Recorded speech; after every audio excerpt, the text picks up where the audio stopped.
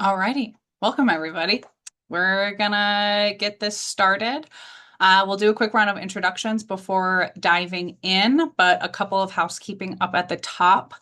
Everybody, all the attendees should have access to our chat and or the Q&A function on the webinar. So please feel free to use those if you have questions, if you have thoughts or anything. We've got somebody monitoring that right now. And throughout the duration of the webinar, we will have a dedicated Q&A section at the end. And if something is particularly pertinent, we may interrupt the webinar to get that cleared up right away. But if we don't get it to your question during the webinar, we will get to it at the end. So please don't worry about that. Yeah, and we'll please take breaks. Please take space as you need. Like I said, this is recorded, so you will be able to watch this again if you miss something. We're going to be talking about some kind of heavy stuff in relation to evictions and the like within Minneapolis. So take care of yourselves as you need to. And yeah, my name is Reagan. I'm Homeline's managing organizer, and I work within the Housing Justice League as one of the facilitators of the coalition. And yeah, I'm really happy to be here with y'all, and thanks for being here with us. Pass it off to Max. Hi, I'm Max Sy. I'm a staff attorney at Minnesota Legal Aid. I'll pass it to Juan Luis. Hi, folks. Juan Luis, he, him pronouns. I'm one of the coalition organizers at the Alliance and also one of the co-facilitators of the House and Justice League. Pass it to James. Hey everyone, my name is James Burr. I'm the Outreach and Communications Manager for the Citizens Utility Board of Minnesota. We're a consumer advocate for utility customers in the state of Minnesota. I'll throw it to Ian. Hey y'all, Ian Rosenthal, they them pronouns. I'm the Housing Justice Organizer at Jewish Community Action and also a part of the facilitation team for Housing Justice League. And I'll pass it off to Isa. Howdy, my name is Isa. I use they, them pronouns. I am the tenant organizer for CANDO, or the Central Area Neighborhood Development Organization. Alrighty, let's get started. If you're not speaking, reminder to go off of camera. Thank you. Yes, and I am speaking. I apologize, y'all. My camera is not working today, so I will not be able to show my face, but I'm here. Welcome. This is the Housing Justice League eviction response briefing. We're going to be sharing some stats, some information, and some resources. So, what are we doing here today? We are a group of nonprofits, but not led by the nonprofit complex. We're led by the voices of the most affected. So, we're uplifting voices that are not often heard. We've got folks from Homeline, Housing Justice Center, Jewish Community Action, the Alliance, Neighbors for More Neighbors, Housing in Action, and then Legal Aid, can do other folks. Yeah. The Housing Justice League statement on the moment is we, as a city and as a community, are on the front lines facing a public health and civic crisis of the highest order. Our state leaders have failed to protect all Minnesotans from the unconstitutional, violent actions of federal immigration forces. We, as a community, hold the power to enable our neighbors and loved ones to shelter in place without fear of displacement via eviction. These critical commitments to one another have allowed the community to continue to keep each other safe. Our efforts aren't able to keep up with the growing demand for payment of rents, and some folks are going to be displaced. We believe this is unjust, unfair, and deliberate due to the lack of action from our elected officials. Today, we're going to be covering a few different things. Our intention today is to bring a better understanding of the eviction process and its timelines, highlight the actions and agency tenants can take for themselves, and give volunteers the information they need to keep our neighbors housed. That includes an overview from the timeline and process for non-payment of rent evictions, and sharing organizing strategies and actions folks can take in relation to the eviction process and timelines. So we've got some stats here from Homeline, I believe. These are the current eviction stats. We have been in an eviction crisis for the last 5 years. Every year, we see more and more people evicted from their homes, mostly for non-payment of rent. In 2025, we had 25,496 evictions filed across the state. Comparing January to May 2026 to the average number of evictions filed between 2023 and 2025, there have been a 7.4% increase in eviction filings in the state of Minnesota. From January 1st to May 31st, 2026, there have been 10,351 evictions filed across the state. Minneapolis eviction filings in April and May of 2026 were 25.7% and 2.4% higher, respectively, in comparison to 2025. There have been 2,243 evictions filed across Minneapolis between January 1st and May 31st, 2026. That's about 15 households a day receiving an eviction filing. It remains extremely concerning that filing rates are still above previous record label levels, despite neighbors raising tens of millions of dollars in mutual aid, rent relief, and other forms of community support since the beginning of Operation Metro Surge.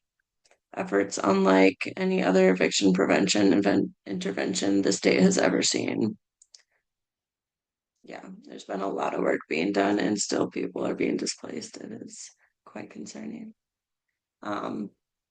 So for folks who are advocates right now, well, who is an advocate? People who don't have specific legal expertise but strong community connections, volunteers trying to help with neighbors or friends, people with strong community connections. That's a lot of folks who are in here right now. What can you do during the pre-eviction stage? Some things are identifying community resources available. We'll be sharing some resources today. Help people navigate rental assistance applications, making calls, helping them with paperwork, stuff like that. Tap into local rent funds, making fundraising pages like GoFundMe. And you can help make connections with resources like Homeline. Homeline's got a lot of great resources, y'all. If you haven't checked out their website, please check it out or give them a call or send an email.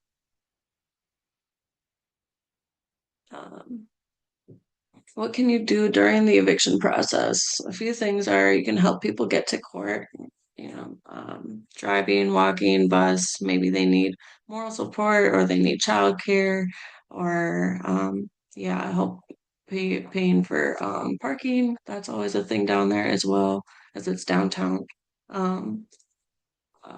Support people by providing childcare, meals, or help covering or fundraising to cover lost wages. Also, things you're probably going to have to take off work. Identify and help connect with community resources, including Mid-Minnesota Legal Aid, Volunteer Lawyers Network, and Adult Representation Services. You can also help collect records or other documents they need to support their case. What you can do after a case ends is help pursuit and expungement. That is a big one. Really important to include that in the what likely is going to happen is that you'll be talking with your landlord trying to come to an agreement, and it's important to ask for the expungement in that agreement. What you can do after a writ is ordered is help them pack and prepare to move. help them find a new place to stay temporarily or permanently, ideally, or help pursue expungement as well.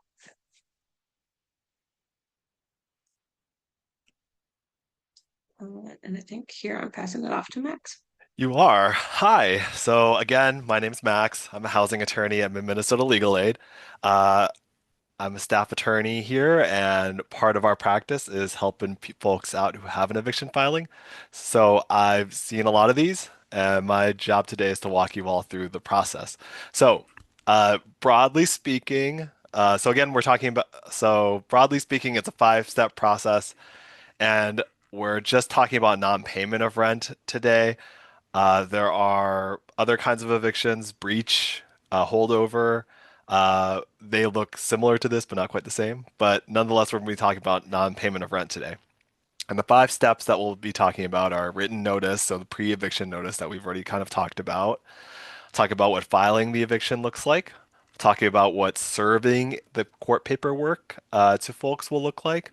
We'll talk about what an actual court hearing will look like, and we'll talk about what a writ of recovery and a move out would look like if, unfortunately, we're not able to work out something either through the court system or with the landlord. So, with that, we'll go to some eviction facts. There are multiple types of evictions, but most cases the process will look the same, like I had mentioned. So, includes non-payment. So that's what we're going to be talking about today. Breach of lease. So that's if your landlord alleges you've done something that they can't rent to you anymore, and they're asking the court for permission to not rent to you anymore. Holdover. So that's if the landlord or you have agreed to end the lease or the lease expires and you don't move out by that time. Okay. So broadly speaking, there are three types of evictions. We're going to be talking about non-payment because that is by far the most common type of eviction in Hennepin County, and the one that advocates and tenants will probably encounter most often. So um, another key part of the eviction process is that informal leases still count as leases. Okay. That means that landlords still need to follow the legal requirements for evictions. It means that you have to give the eviction pre-filing notice that meets the legal requirements for the pre-filing notice. You have to follow the eviction process and timelines, and you have to comply with acceptable justifications for eviction. So you have to have, generally speaking, a reason that the court can use to give the property back if you're a landlord, okay? And really importantly, if you have an informal lease agreement, it doesn't mean that your landlord can tell you to get out tomorrow. Even if you don't have a written lease, you might have created a landlord-tenant relationship. And broadly speaking, that can be, hey, you agreed to let me in here, and I paid you rent, and you took my rent, etc. The fact that you don't have a written lease doesn't mean that your landlord can just tell you to leave tomorrow and take a hike, etc. They've got to go through the process. They got to do the eviction process, etc. Okay, so first, organizing timeline. So resourcing and tenant outreach. Okay, so the eviction process for written leases or oral leases is the same. Just because folks don't have a written lease doesn't mean they have don't have the same rights. Okay. Um, and then a really important thing is that there's no public records for pre-eviction notice, but a pre-eviction notice is probably the best time to prevent an eviction. So it's really important to talk, build relationships of trust that allow for vulnerable conversations to happen, and that's between broadly speaking, between the landlord and the tenant themselves. So if you're going to talk to your landlord and try to work something out, it's good to start that conversation with your landlord before they file something in court, because otherwise, when something gets filed, unfortunately, it becomes an eviction on the record, and it makes it really hard to rent after that. Okay. So, and then also it's really important to build a relationship with organizers and advocates as well. Okay. So force organizing timeline, resourcing, and tenant outreach. So remember, a tenant can redeem their tenancy at any time before and up to the day of their court hearing. Redemption means that you've paid the past rent due and any court or legal fees in full. Okay. And pay everything in full, including those fees on or before your court dates. If you do that, you should, one, be able to stay, And then two, it could mean that the case is dismissed and expunged from the record if you do it before it's filed. So you can redeem even after it's filed, but if you do it during the pre-filing notice period, it shouldn't go on your record at all. And then you could be dismissed and expunged if you pay everything in full prior to the court date. And in most cases, it will be. Okay, especially if your landlord decides not to go to court and dismisses it prior, then it will be dismissed and expunged. Okay, redeeming your tenancy, which is including past due rent. There are a couple of things that I just wanted to mention really quick. So the first one is that past due rent includes any rent that comes due between when it's filed and between your actual court date. So one thing that trips people up and can be really confusing is that when you get the pre-filing notice, there's going to be an amount and a number on there. Okay. And with that amount and number and etc., that will be everything that's due. It should be, it's not always, that's why we go to court. But it should be everything that's due up till that date. But your court date might go into the next month. So if you're going to redeem your tenancy by paying all the past due rent, it includes any rent that does come due. Okay. Not just what was due at the pre-filing notice. Okay. If no other rent has come due, then it's just the amount in the pre-filing notice. But in many cases, 1 month has become the next month and there's some more rent due. Okay. Legal and court fees. The court fees are usually around $402, etc., or 407 once you add $5 attorney's fees that are legally, that's the legal cap for that, etc. It depends on how they serve you. So it could be more, could be usually won't be less than that, but could be a little bit more than that. And then to redeem your tenancy, the most that they can charge you in attorney's fees, so the most that they can charge you in attorney's fees for you to stay is $5. It doesn't mean that they can't charge you attorney's fees more than that, but it just means to be able to stay. It's capped at $5. So again, redeeming your tenancy, that statement on there is pretty straightforward, but comes with, and also any rent that comes due, and also a few $100s at least in court fees. Okay. So while the eviction is pending, you still have to pay ongoing rent. So that goes into the redeeming part. Now, you don't have to pay you're still obligated to pay ongoing rent, but you don't have to pay it to have the right to stay. They can't kick you out faster than your first court date if you don't pay the rent. You don't not, excuse me, my phone just went off. You don't not owe rent while the eviction is pending, but you don't necessarily have to pay it to stay in your apartment until the first court date. You'll have to pay it if you want to stay past your first court date. All right, you can negotiate a settlement, i.e., a payment plan with your landlord during this time. So during the time of the pre-filing notice, or when the court filing is, or between when the case is filed and your first court date. But landlords aren't required to do this. You're also not required to do this, and many people don't. So don't feel like you have to, and vice versa. If your landlord doesn't do it, don't necessarily take that as a sign as that your landlord won't work with you. Some of them don't want to do anything until the actual court date or until they can have their lawyer look at it or do it, etc. Vice versa, you might not want to negotiate something until you can get a lawyer to help you out with it. So, or an advocate, etc. All right. One important note, similar to what I just talked about, that landlords don't have to negotiate a settlement, but some will.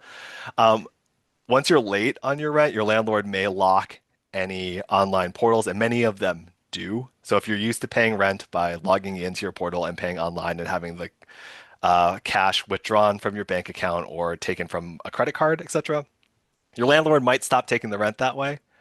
And many of them will only take it via money orders or cashier's check. Again, if your landlord locks your rent portal, it doesn't mean necessarily that they won't take your money at some point. It just means they won't take it through the portal. And again, this is frustrating, but it is unfortunately allowed, at least for now. All right, next slide. All right, step one, pre-filing notice. All right, so under state law and under a Minneapolis city ordinance, your landlord's required to issue you a written notice of intent to evict you. Okay. For non-payment of rent specifically. All right. For other types of evictions, your landlord might not have to give you this pre-filing notice, but if they're going to ask for rent, and again, asking for rent is by far the most common um, type of eviction. So in most cases, somebody's getting a pre-filing notice, or they should have gotten a pre-filing notice. Um, this should happen before any eviction is filed. Okay, so what does the pre-filing notice mean, and what do you need to know? It means that your landlord's telling you that they want to start to be able to file an eviction. Like they want to have the option. Doesn't mean that they're going to do it necessarily, but they want to be able to at least set themselves up to do it. And if the alleged arrears don't get paid or sorted out in some way, your landlord is gearing up and probably could, file an eviction, etc. All right. Now, this is not a formal eviction notice. They look really different. All right. A formal eviction notice we'll talk about in a lot more detail, but those are your actual court papers, and it will look very, for lack of a better word, court papery. This will usually look like a letter. It might have your landlord's letterhead on it. It might be the city of Minneapolis template, etc. But it'll look more like a letter. So it's not a formal eviction notice. Nothing's on the public record at this moment, and there's nothing to be done in court. Nothing's been filed with the court. There's no judge. There's no referee. There's nobody to talk to other than your landlord at this point. Okay. So we've been talking about this throughout the presentation, but you do have agency and options in this moment to potentially prevent an eviction. You can work out a payment plan with your landlord. You can try to meet with an advocate. You can try to get funding from places that we had mentioned before. You can try to, if there's a discrepancy, you can try to work out that discrepancy or bring your landlord proof of the discrepancy to correct your balance before anything's actually filed. This is actually what the pre-filing notice is designed to do. Before, it wasn't a requirement. Your landlord could just file the eviction and not tell you what they think you owe and not tell you that they're about to file an eviction, etc. And the idea was to give people time to, one, find the money if they need more time to do that, two, sort out any issues like, hey, I don't owe this money, have the opportunity to talk to people or get proof of that, and three, to prepare to like talk to advocates, to talk to your landlord, to talk to anybody that you need to talk to. So again, take advantage of that. That's what the law is designed. These laws are designed to do. They're designed to get time. And so do take advantage of that time rather than waiting for the actual court filing. Okay.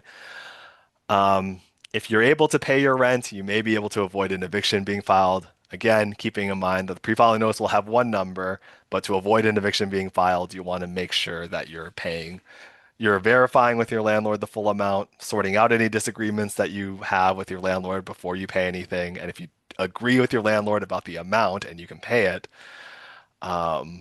paying that to avoid an eviction being filed. Because again, it's supposed to give enough warning and give the opportunity to avoid the eviction being filed because of what's on your record. Things are a lot harder for you as the tenant. All right, notice period. City of Minneapolis has a 30-day pre-eviction written notice period for non-payment of rent, at least for now and for the foreseeable future. Other places do have up to 60 days. And the state of Minnesota, regardless of where you live in the state of Minnesota, has a 14-day pre-eviction notice requirement for non-payment of rent, which used to be the amount for Minneapolis, but now is the amount for the whole state. And Minneapolis has now increased to 30 days, which is great. Gives everybody more time and saves a lot of time and money for everybody involved. All right, step one, pre-eviction written notice. What constitute as a written notice? There's a hyperlink to the state statute for those of you viewing it in the future. You can click, read the language yourself, but here are the high points. Okay, first is amount the tenant owes. All right, so an amount the tenant owes, specifically a specific accounting of the amount that the tenant owes. Okay, which is usually a full ledger, or at least that would be the most common thing I see is that And a ledger being a list of charges and a list of things that the landlord thinks that the tenant owes. Okay. So the total amount, so that could include rent, and late fees. Okay. So those should be included on there. The date the full amount is due. So what 30 days are you given, and when's the last day can I pay everything and avoid an eviction, etc.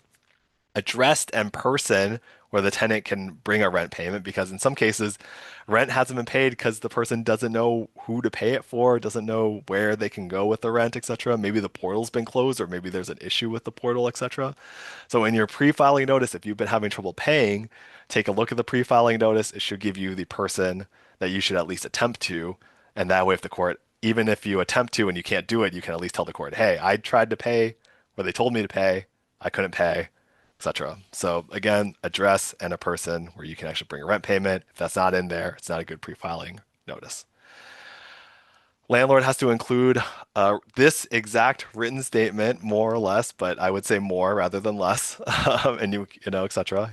So here, and most people copy and paste.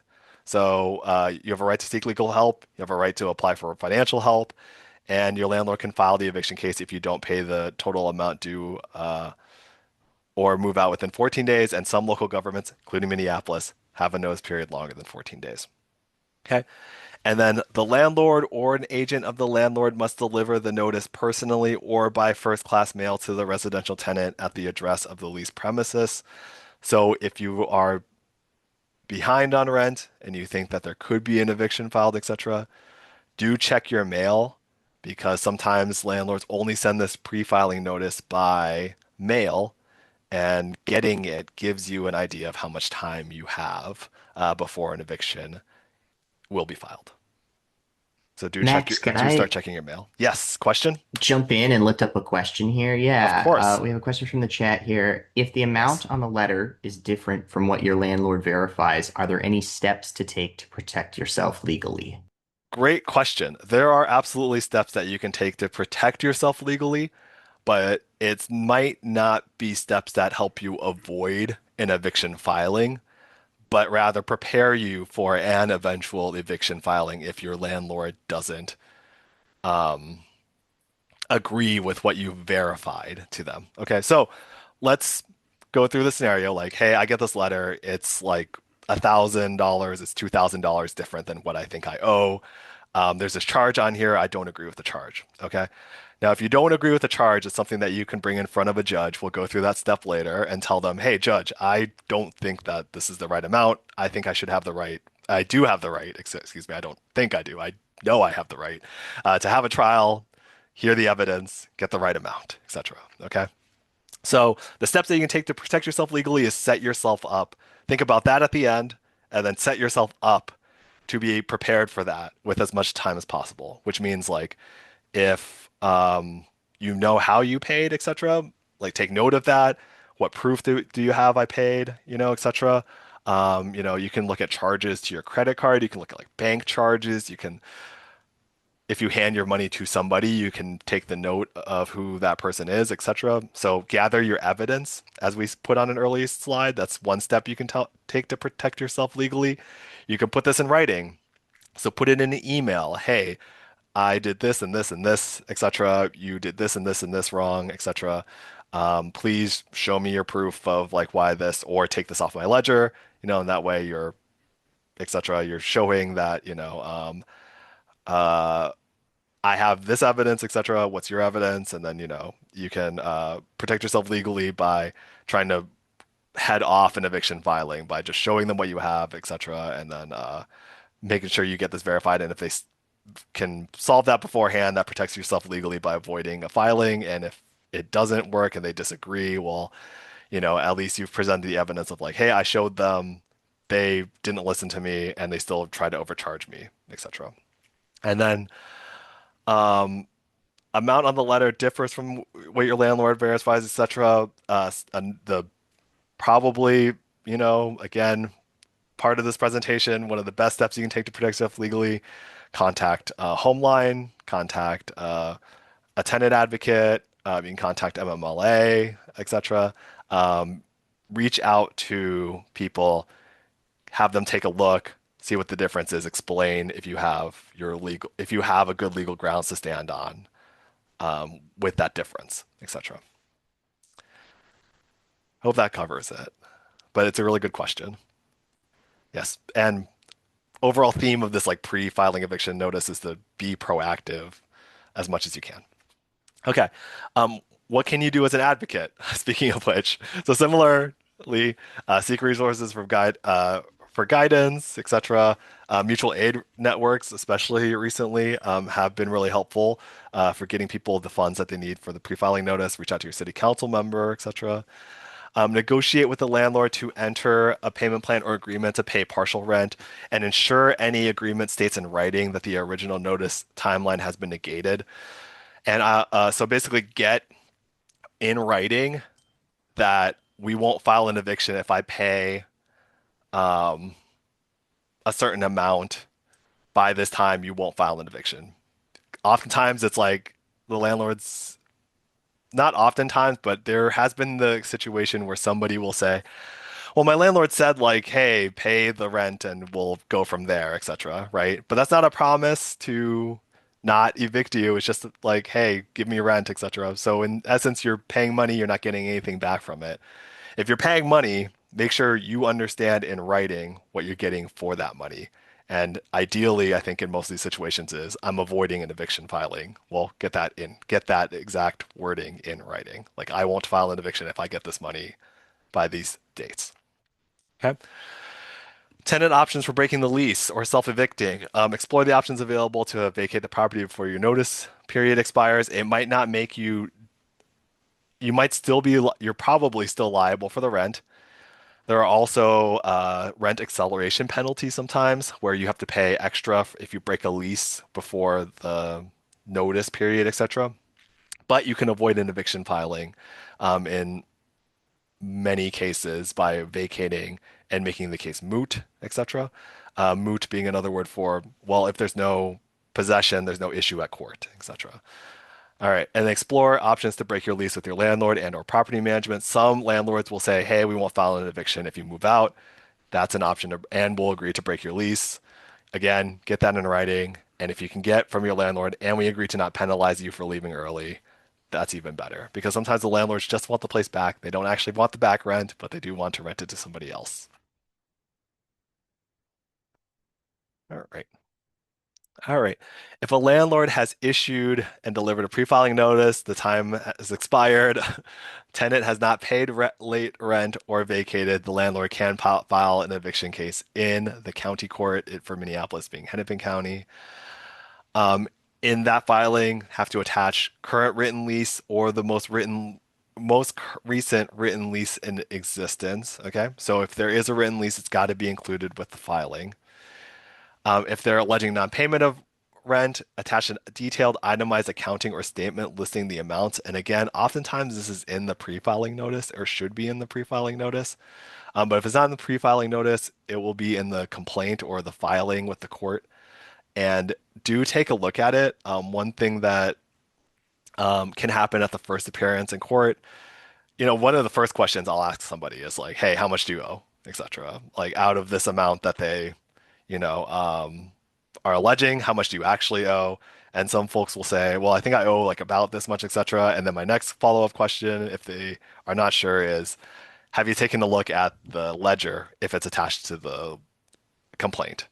And if you have, that just sets you up a lot better for knowing, yeah, I think I owe this, I think I don't owe that, etc. Whereas if we're reviewing it at court, well, now we're at court. Now it's very stressful. Now you're looking at all these charges for the first time. It's just not a place you want to be. You want to take a look at the detailed itemized accounting because even if you think it's wrong, you want to be able to point at exactly what's wrong. Even if you think my landlord's made up this whole list of stuff, you want to be able to know that they made something up. You don't want to find out that they made everything up on the court date. Because again, you want to be prepared. You want to be proactive.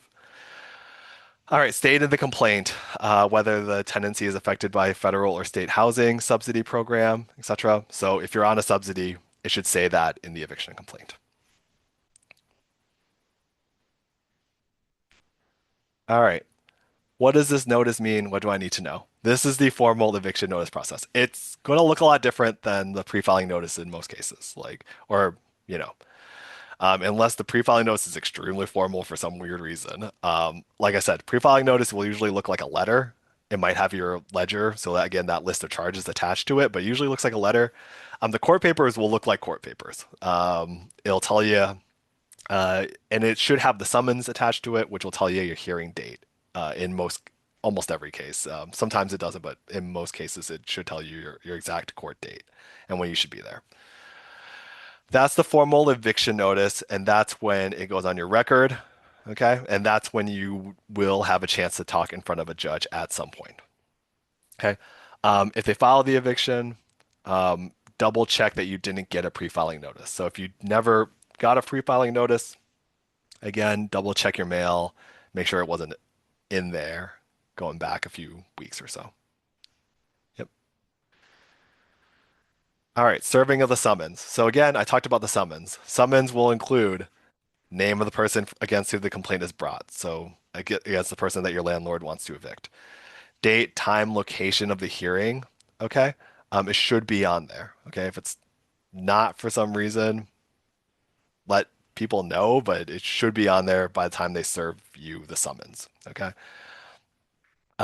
Information about the methods for participating in the court appearance. Okay, so information for appearing by telephone or computer, contact information for the court regarding remote participation. In Hennepin County, it's in person, so most of the times it'll tell you to come in person. All right, it'll have the following statement: you have the right to seek legal help, apply for financial benefits, etc. Do take advantage of that. And then notification that a copy of the complaint is attached and has been filed with the court. If it's not there, let the court know or let your attorney know that the copy of the complaint was not attached to the summons. Okay. But once you get the summons, that means, yeah, I'm actually in eviction. I actually do have an eviction hearing. I actually am in housing court. This is actually on my record. This is actually going to court.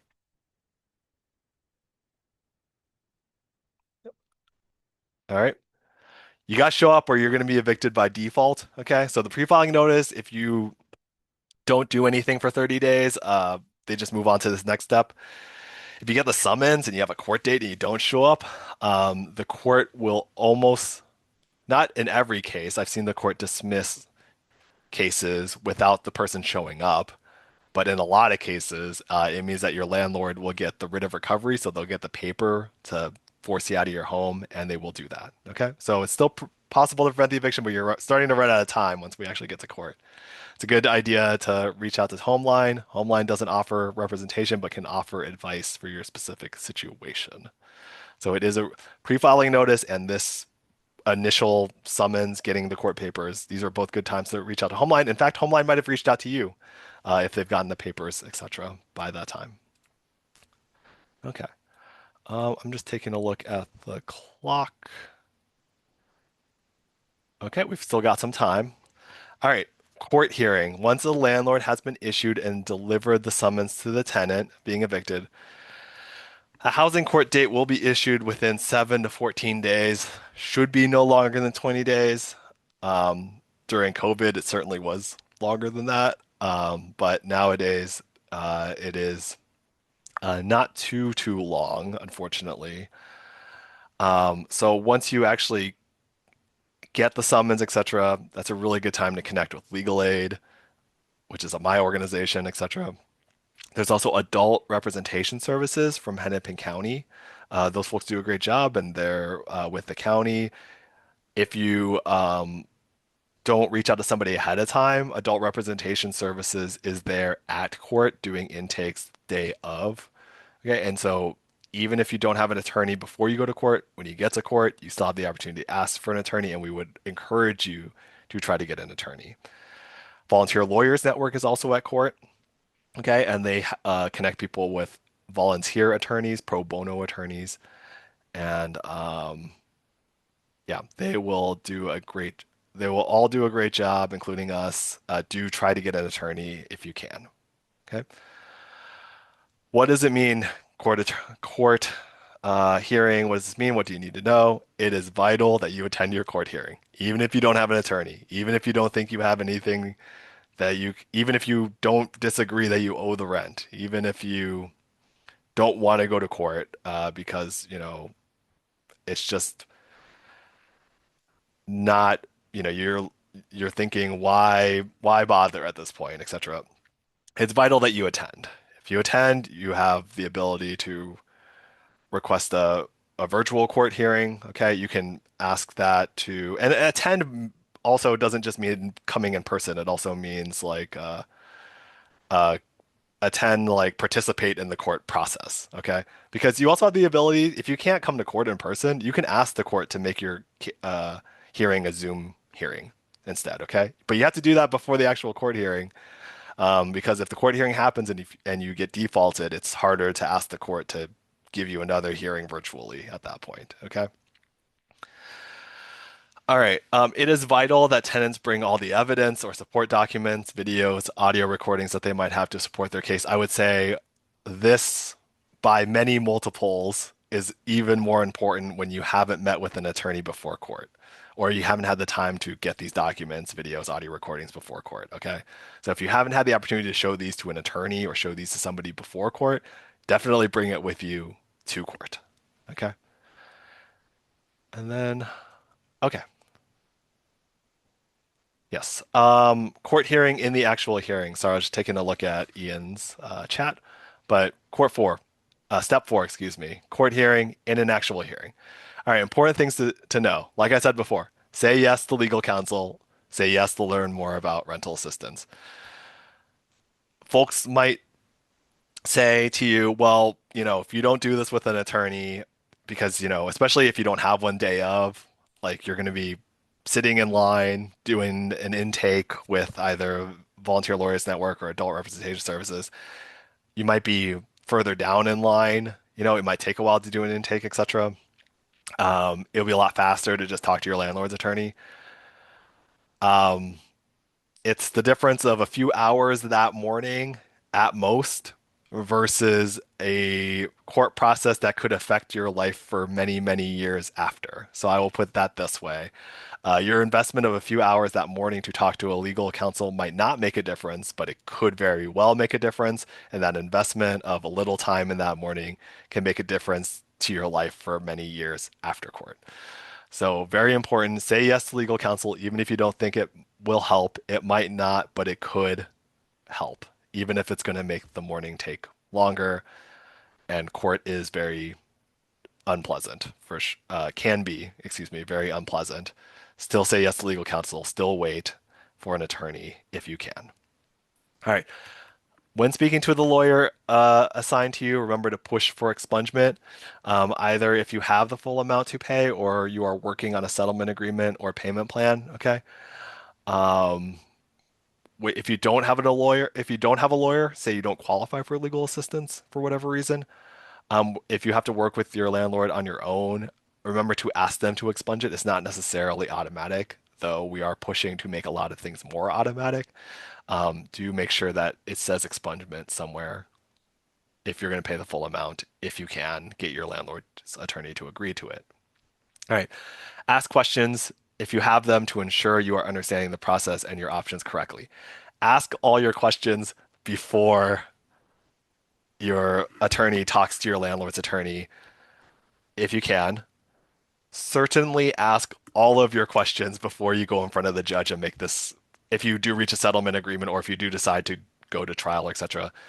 Before you and or your attorney go talk to the judge, ask all of your questions. Ask every single question, no matter how big or small, because questions before are much, and more importantly, changes before going in front of the court are much easier than changes after going in front of the court, in which can become a process that is very difficult to unwind, etc. All right. Don't agree to a settlement agreement that you cannot fulfill. Failing to fulfill your settlement terms can mean you still end up getting evicted.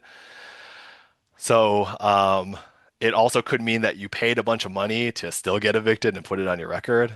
It can also mean that you agree to something with your landlord and didn't get any benefit of it. If it's going to be a settlement agreement, do try to the best of your ability, get it to something that is an amount of time that you think you could pay what you owe and an amount per payment that you think you can do. It can be a really difficult decision though, because it can be a lot of money in a short amount of time, and it can be one of those things where it's like, well, if this thing works out and this thing works out, then I can, but if it doesn't, I can't. But on the other hand, I don't want to leave.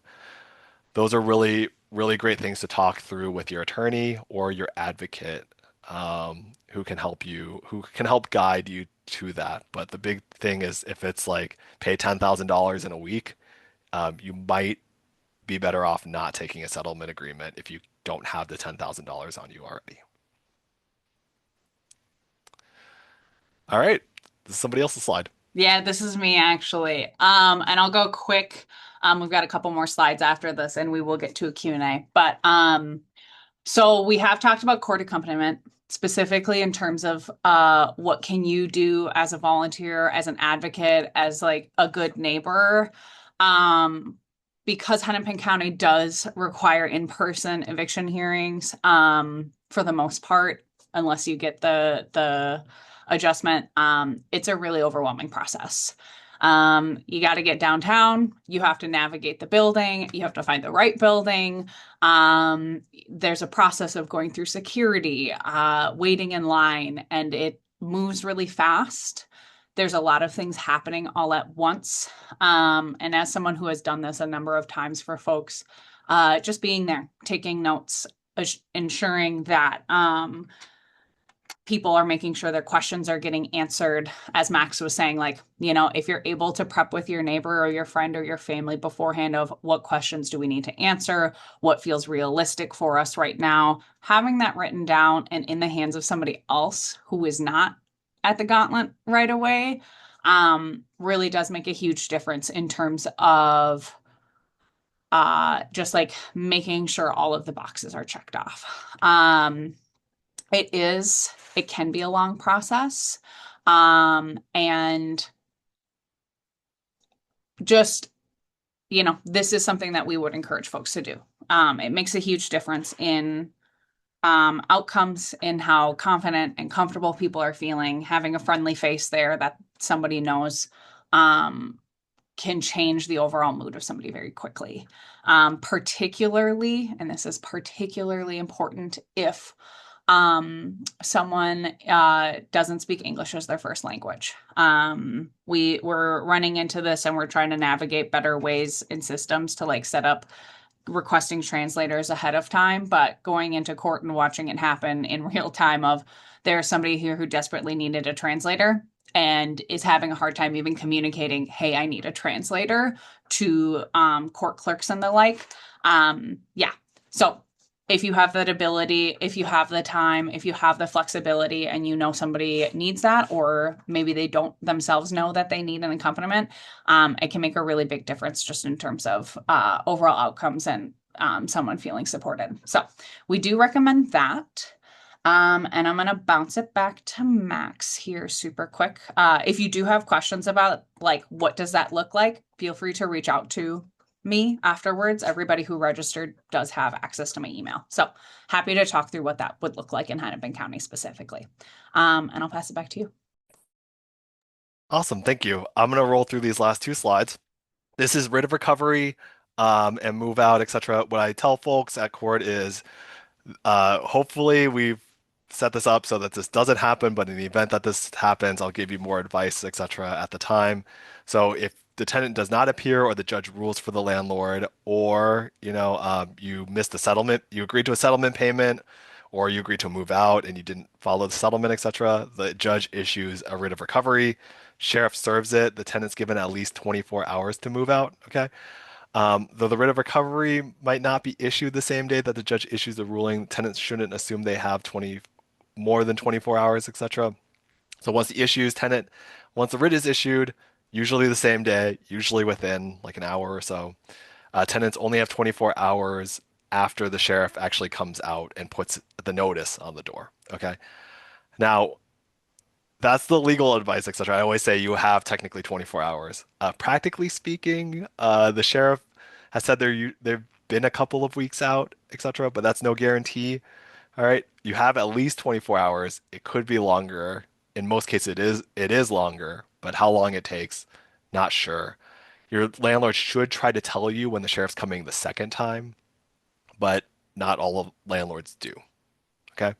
If the tenant doesn't leave, the sheriff can forcibly remove them and their property. So again, sheriff comes twice, once to give a notice, second time to forcibly remove anybody who's still there. Next slide. All right. And existing resources in Minneapolis, city Minneapolis does not have a formal plan. You can call Hennepin County Services to try to get placed in shelter, etc. The county does provide emergency shelter, excuse me, and housing-focused case management for individuals, etc. Um, but it does become things do become more difficult after a writ of recovery.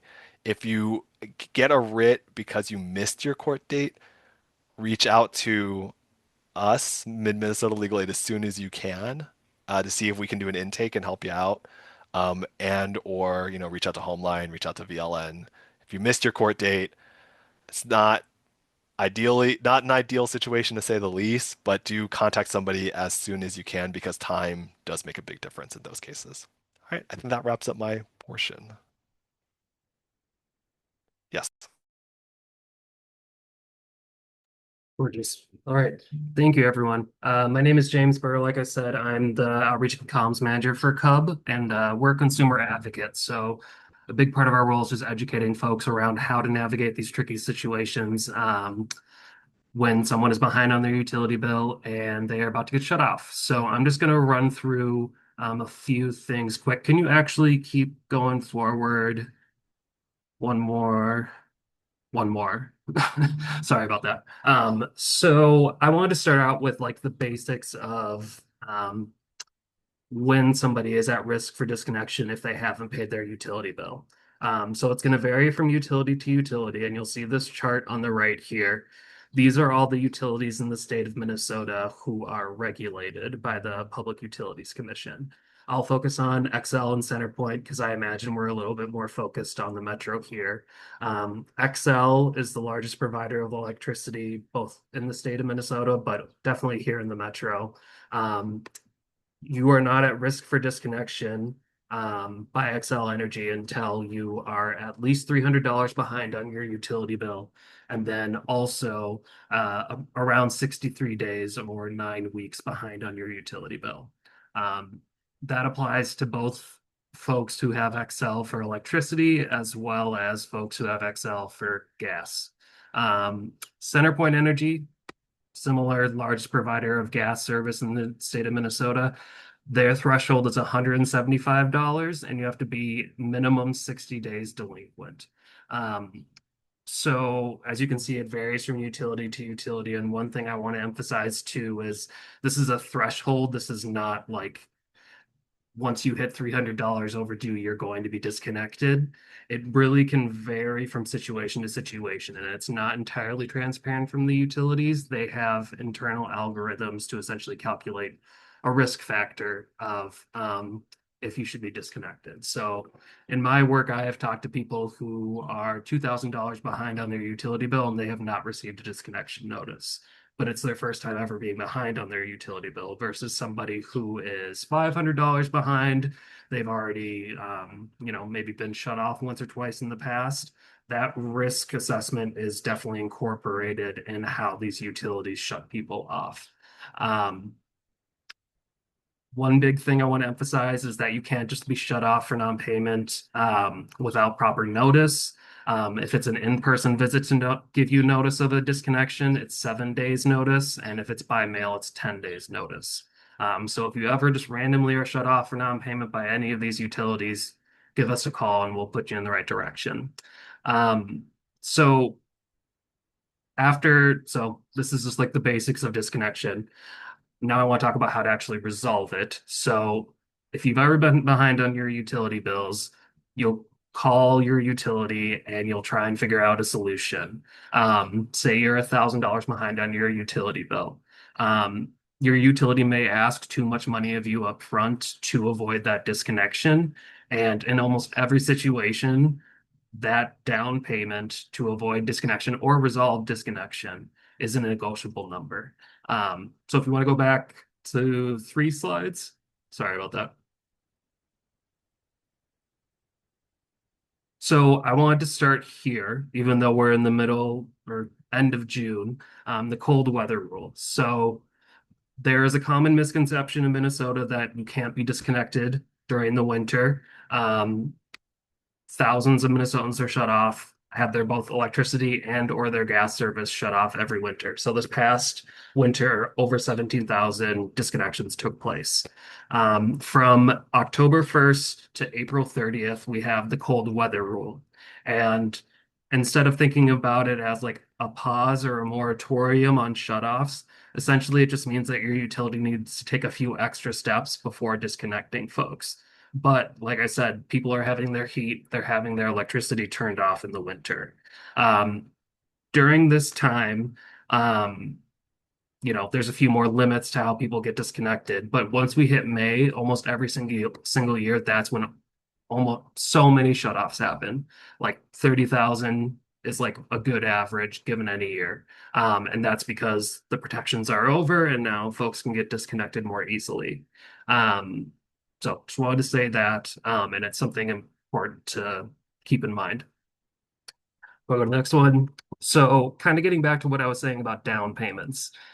By law, you're entitled to a payment plan for your overdue utility bills that works for your budget. So I have been in this situation before where I'm at risk of disconnection and I call my utility and they just want too much money from me up front. They want me to be paying too much money every month to actually pay down that balance. So like I can't afford it. In that situation, you should not agree to a plan that's not affordable for you. Even if your utility won't budge, if you say I can't pay that amount and they won't budge, you don't have to agree to it because you don't want to lock yourself into something that is going to screw you over in the long run.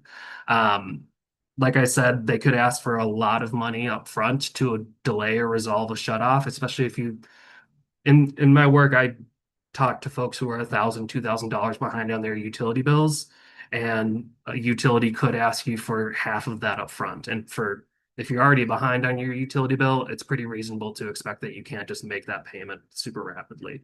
Um, so, like I said, don't agree to a plan that doesn't work for your budget. I know it's really difficult in these situations because you feel like you have no control, but you do have control in the situation and you have rights enshrined in law in the state of Minnesota. So if you want to go to the next slide.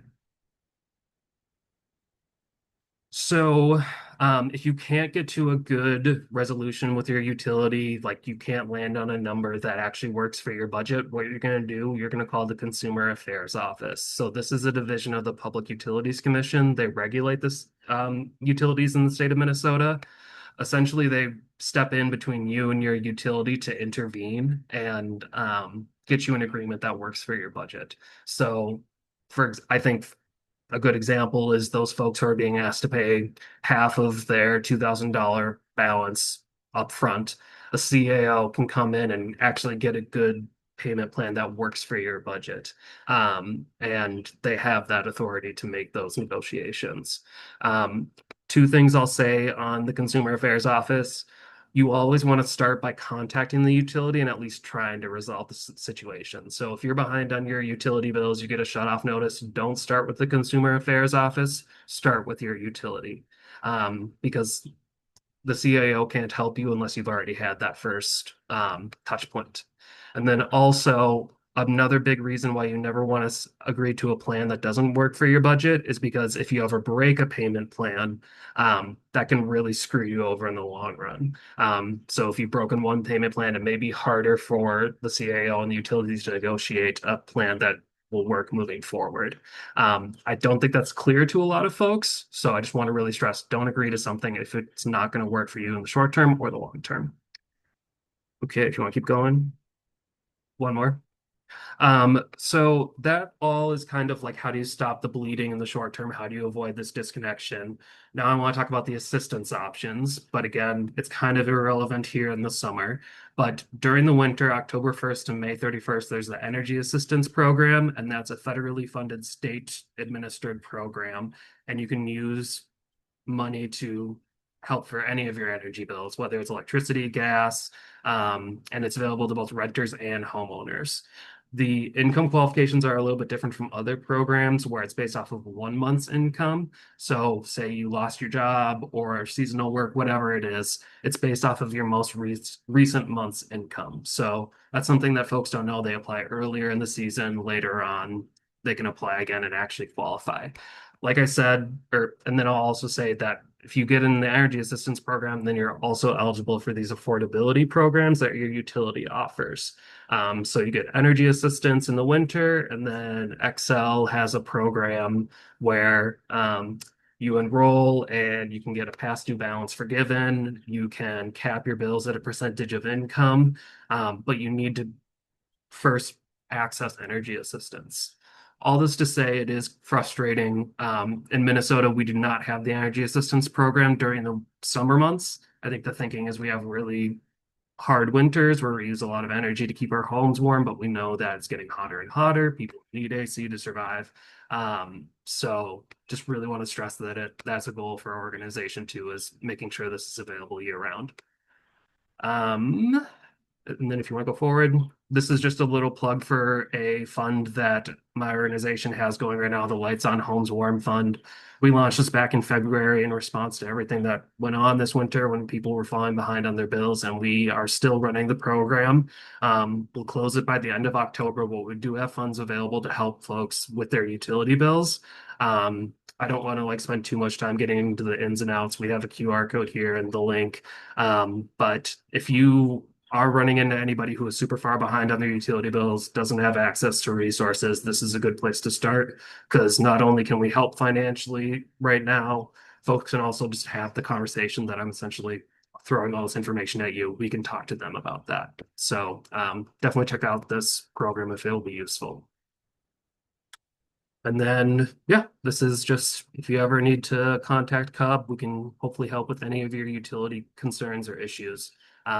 And happy to chat one-on-one as well. So thank you for having me.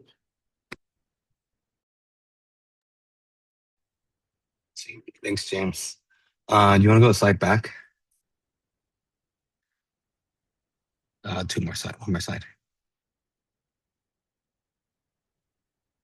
The limitation slide. There we go. Yeah, thanks folks for sticking with us. Yeah, just wanted to name here as we're approaching the end of our presentation, just the limitations of our coalition. No worries. So yeah, just wanted to express this verbally to folks and recognizing our own limitations. The Housing Justice League has limited experience with the final timeline in our eviction process, particularly navigating the displacement. In naming that, we are hoping to connect with community groups that have this expertise. There are care practitioners working on temporary housing, encampment organizers who are doing incredible, amazing work to keep people stabilized and connected to their communities and finding innovative solutions to addressing this needs. So these next couple slides, after our acknowledgement of our limitations, are our best attempt to bring more light to the resources that exist within the city of Minneapolis. So Minneapolis emergency rental assistance, some criteria on how that kind of designate how folks qualify. So qualifications are really limited to folks who live in the city of Minneapolis, whose household incomes are at or below 30% area median income, and then who have received a 30-day pre-eviction notice from their landlord. There's a variety of ways for folks to apply, most namely in connecting one of the variety of identified organizations from the city of Minneapolis, namely Comunidades Latinas Unidas en Servicio, otherwise known as CLUS, ISARUN, and the Minneapolis Indian Women's Resource Center, otherwise known as MIRAC. In addition to those three, I'll reach out to Tenant Resource Connections to see if folks qualify, and those organizations can also help folks with assistance through the application process as well. So please connect to any of those organizations, whether you are a tenant that is looking for assistance or you're an advocate who is working with tenants who are looking for assistance. Please do utilize these to their intent. And then on the next page here, recognizing this is the part where we have less expertise and less connections to the additional resources for folks who are seeking and are needing shelter, a variety of needs. So Hennepin County has their Hennepin County Shelter Hotline number for folks who are 18 plus. There's also the single adult shelter at the Salvation Army Harbor Lights or Higher Ground, Minneapolis. For folks who are youth or are working with youth, there are temporary housing resources via the Youth Service Network. Um, and then there are other services such as meals and Medicare and some handbooks for the streets located at Catholic Charities, Hennepin County Health Care for the Homeless, and Agate's Housing Homelessness Handbook for the Streets, which is a really great comprehensive tool. If folks haven't engaged with Agate's Housing Handbook for the Streets, please do check that out. Alrighty, we'll pass it on to the Q&A after this, but really appreciate folks for sticking with us. Yeah, thanks y'all for being with us. We're gonna open this up for Q&A. We've got about 20 minutes for that. We've got two questions right now, and I think both are best for Max to respond to. I know that Ian did get to one of them, but might be good to just repeat aloud for folks and for the recording, which is the first one is, what if someone receives something that's supposed to be a pre-eviction notice but doesn't have all of the requirements that are listed? What are their options? Are they still at risk of the eviction being filed? Yes. So Ian's answer is 100% correct. So I'll just reiterate what's in there. So from my understanding, to give a short answer, 10 is still at risk of having an eviction case filed against them. That is correct. Yeah. Whether or not that eviction case works is the separate question, but practically speaking, it up until that hearing date, it doesn't really change the process for the tenant. Like, you're getting this pre-filing notice. Even if the pre-filing notice is wrong, the landlord could still file the eviction, which would put the eviction on the tenant's record. So if the tenant's trying to move, even if the pre-eviction notice is wrong, it can still harm the tenant. And once you get to the hearing, the hope would be that the housing referee dismisses and expunges the case at the hearing, thereby giving the tenant 14 to 60 days more time to be able to defend the next eviction. Mistakes do happen from the housing referees. I would say we have a pretty good bench, so I wouldn't say many mistakes happen, and that maybe the referees would disagree with my characterization that's a mistake. But um, even if there's something that you think is wrong with the notice of the pre-eviction notice, one, the referee might not agree, and two, um, the referee might make a mistake. So in those cases, the eviction would still happen. That's still not a great result. Mhm. And three, actually, number three is that if you get a pre-filing notice, you're like, this isn't the right pre-filing notice, and then you don't go to court, that's another way to lose. So again, the much shorter answer is exactly what Ian said. Yes, the tenant's still at risk.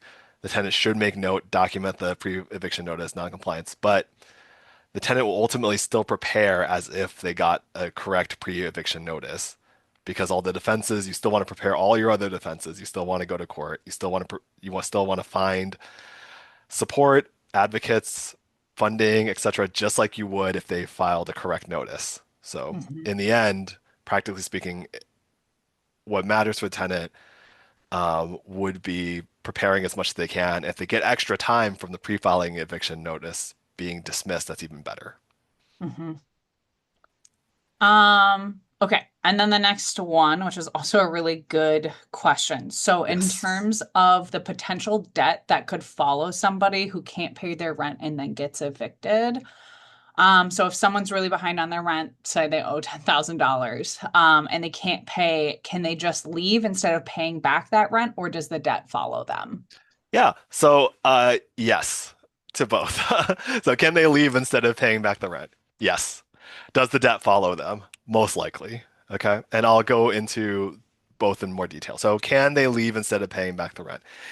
In Hennepin County, the referees have, and the court and, et cetera, everybody's agreed that the court's only there to decide on the issue of possession. Possession being who is allowed to live here, okay?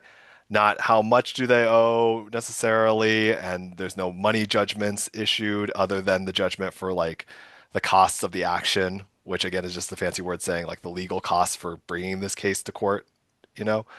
But the court's not going to say, and the landlord, and you owe landlord $10,000. The court's going to say you owe rent in some amount. They might put $10,000 down, but the main issue being that you owe rent in some amount, so your landlord gets the place back. Where the amount matters, okay, is the redemption. So it's like, can I pay the $10,000 back and get to stay no matter what? That's like where the amount really matters. But in terms of like, do I get to stay? Do I get to go? You know, etc. Like the rent's like not the amount isn't important. The more important part is like whether or not they owe. So that's my long way of saying like, can you just leave though? Yes, you can just leave instead of paying back the rent. You can make the argument at court that this action shouldn't go forward anymore because there's not an issue of possession. The court doesn't have to decide who lives there because I've already decided I don't live there. My landlord agrees that I don't live there. Okay. So you can just leave. And then to go into a couple more important details of just leaving. The most important thing if you're just leaving is to get on the same page as your landlord and make sure everybody, if you've made that decision, you're going to leave. You know, you've either worked something out with your landlord, if you just decided, I don't want to go to court, I don't want to pay anything, I just want to leave. Make sure your landlord knows that you leave, that you have left, excuse me. And the best way to do that is to physically hand the keys to somebody in the office, show them, have somebody go with you, show them the empty apartment, say you can do whatever you want with this place, you can change the locks, etc. Okay? Because if you leave, but your landlord doesn't know you left, when you get to court, your landlord can say, possession's still an issue. I don't know if this person's going to come back or not. And the law really penalizes people if I change the locks and the tenant's like, whoa, whoa, whoa, whoa, I just moved most of my stuff out. I wasn't all the way out, etc. And the landlord can actually get severe legal penalties, financial penalties, and legal penalties to that. So, uh, if you're going to leave, make sure your landlord knows. Try to work out something with your landlord. Even try to work out something like, we agree to dismiss and expunge this eviction once I leave, etc. But regardless, make sure handing the keys to somebody if possible, and if not, letter, email, as much written confirmation. Email's the best. Text is second best because you have the written record of like, I told you I'm gone. I don't want this place anymore. You can do whatever you want to it. So those are Mhm. the really important things. Okay, so that's part one. Part two, does the debt follow me around if I leave but I owe a balance? Uh, Most likely, it does depend a little bit what your landlord is going to do with it. So, in my opinion, ideal world, once the tenant leaves, and I get the place back, clean my hands of it. It's maybe not worth my time. It's going to cost me time at the very minimum, maybe a lot of money if I'm going to hire an attorney to go chase this debt, etc. Or it's going to just be, not feel good to sell it to like a debt collector or something like that, etc. Or maybe like in a hopefully, it's like not right to have this follow this person around. Like we all make mistakes, etc. Like, whichever rationale, ideally, just drop it at that point, at the point that the person left, and then just al allow everybody to move on, etc. But, it is within the landlord's right at that point to then pursue the rent elsewhere. And the most common avenue for rent is most common two most common ways to do this. So one, especially for larger landlords, is to sell it to a debt collector, and that debt collector will start hounding the person, etc., and then ask to get that, maybe file something in conciliation court or some other district court to ask for that money back from a judge, etc. Get a judgment, ask to garnish wages, etc. So that could be one way that the debt will follow them around. And if it's sent to a credit reporting agency, even though the eviction might be dismissed and expunged, the money judgment could follow the person around. Okay. So that's one way that the debt can follow them, is that it gets reported to a credit agency. And number two, that it gets sold to a debt collector, or that the landlord themselves decides to file a case in conciliation court, so small claims court, try to sue the tenant there. The fact that the eviction itself is dismissed and expunged doesn't change the fact that there is still money that could be pursued. But very importantly, and this is maybe why as a landlord this isn't worth the trouble, is that the tenant can at that point also still bring their defenses to, hey, you say I owe this much, but I certainly don't owe all of it. And that might not work in housing court for an eviction because it might be, well, I don't owe $10,000, but I owe $3,000 and I can't pay $3,000, so I'm gonna have to leave anyway. But for a small claims court, certainly the big difference in money makes a big difference, and you can definitely fight that tooth and nail in whichever forum that you want to. And there's also ways of challenging debt collection, etc., if you think the amounts are inaccurate and whatnot. So likewise, if your landlord does pursue that stuff, yes, it can follow you, but you also, unless you agree to it in some sort of settlement or in some sort of writing, you can still take all your opportunities to fight that separately as well, even if you don't, even if the eviction case is over. Cool. I think that's super helpful. Thanks for that. Yeah, I'm my still learning pleasure. things all of the time. We've got a couple more minutes. We've got about 10 minutes left. Does anyone have any other questions? Are we feeling comprehensive about this? And we will send out the recording once I find it on the cloud. We'll get that sent out to folks as well as the slides, and some of the other resources that we've been like HJL and its partners have been like putting together over the last couple months. Um, Evictions aren't going away anytime soon. We've already, like I said, been in an eviction crisis for many, many years. And it's only getting worse. So the more information that gets out to people, the more people that know about these things, the better, I think. So please feel free to share this out once you receive more of the materials. We want as many people to have access to this information as possible. But yeah, I'll give us a little bit. I don't see anything else in terms of questions here. And if you do, feel free to follow up with us afterwards. I think that'll be pretty accessible. But yeah, I'm gonna stop the recording, I think. Thank you. Yeah, thank you everybody for being here and sticking out with us.